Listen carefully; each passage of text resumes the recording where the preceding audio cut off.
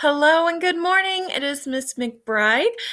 You should remember me from last week, and I'm here to help you again today with your reading assignment and activity. So, first things first, we're going to do a little review about the genre of the text for this week's unit, okay? So, the genre that you've been reading from and will continue to is narrative nonfiction. So, let's remind ourselves what that is. A narrative is a story, right? So if you're telling a story about, I went to the park and I saw some butterflies and an ice cream truck and we had so much fun, you're telling a story, kind of like events of what happened. The nonfiction, not fake nonfiction, that's real, so that's factual information.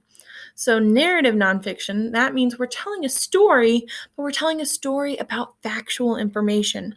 So last week, we were reading expository texts, and those were that just informational, like a textbook. It had the graphs, charts, and pictures, and it was just purely information.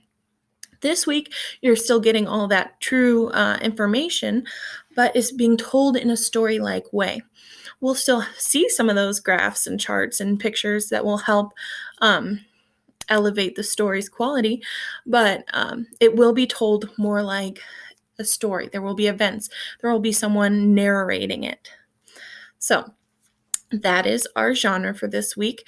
Now, for the activity today, they're going to want you to find two text features from The Monster and the Mountain and describe how they contribute to your understanding of the factual information. So let's rewind for a second. So if you're finding text evidence, what are you doing? You're going to the text to find evidence. Well, what is evidence? Evidence is the stuff that supports a claim. So I can say, the sky is blue, but that's just a claim. That's a statement. To have evidence, I would need to have a photograph of the sky and say, my evidence is this photograph showing the sky being blue, and that is why the sky is blue.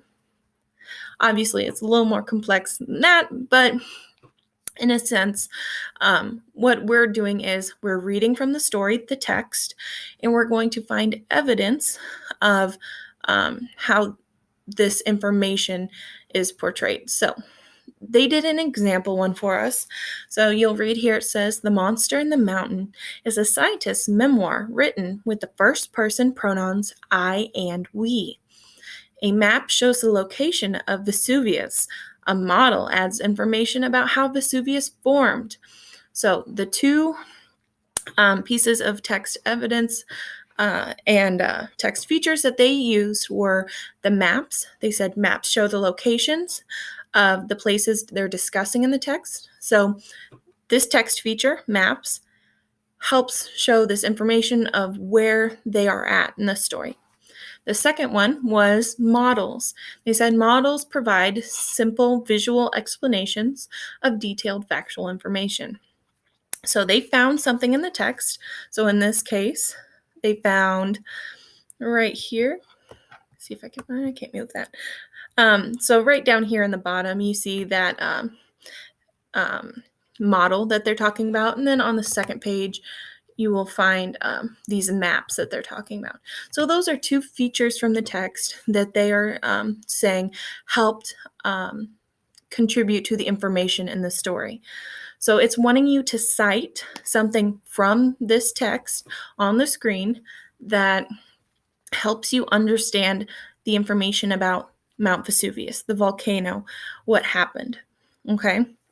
So you're going to go to the text. Now it is your turn. And you're going to find two text features, obviously not maps and not the model, but you're going to find them. You're going to say what they are. And then you're going to say how it helps you understand the information. So this is my text feature, and it provides me with information about Mount Vesuvius. Or this is the heading, and it does this.